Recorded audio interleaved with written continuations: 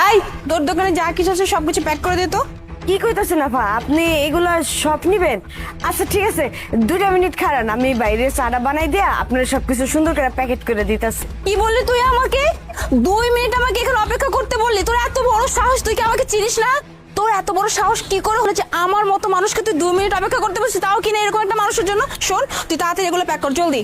আপু এক কাজ করেন, আপনি ওনাকে আগে বিদায় করেন, আমাকে পরে দিলেও চলবে, সমস্যা নাই। আচ্ছা ঠিক আছে ভাই।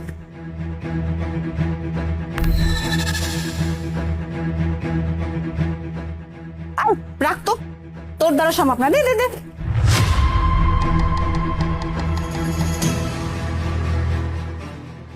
আফা, আফা হুন, আরে আফা তোমার টাকা দিয়ে গেল না।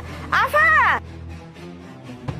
আফা, আফা, আফা খারান, আপনি যে আমার দোকান থেকে জিনিসপত্র আনলেন, টাকা তো দিলেন না, আমার টাকাটা দিয়ে যান।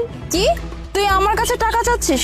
তোর এত বড় সাহস, তুই তখন বললি আমাকে 2 মিনিট দাঁড়ানোর জন্য, আর এখন তুই আমার কাছে টাকা চাচ্ছিস কোন হিসাবে? হ্যাঁ, তুই জানিস না আমি কে? হ্যাঁ, আমার কতটুকু পাওয়ার, আমি চাইলে কি করতে পারি? তুই আমার মতো মানুষের কাছে টাকা চাচ্ছিস?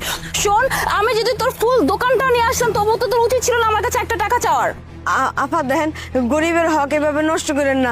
আপনি জিনিসপত্র নিছেন ভালো কথা, আমার টাকাটা বুঝাই দেন, আমি যাইগা, আমার আর কোনো অভিযোগ থাকবো না। এই, আবার সে একই কথা, তোরা গরিব মানুষ তো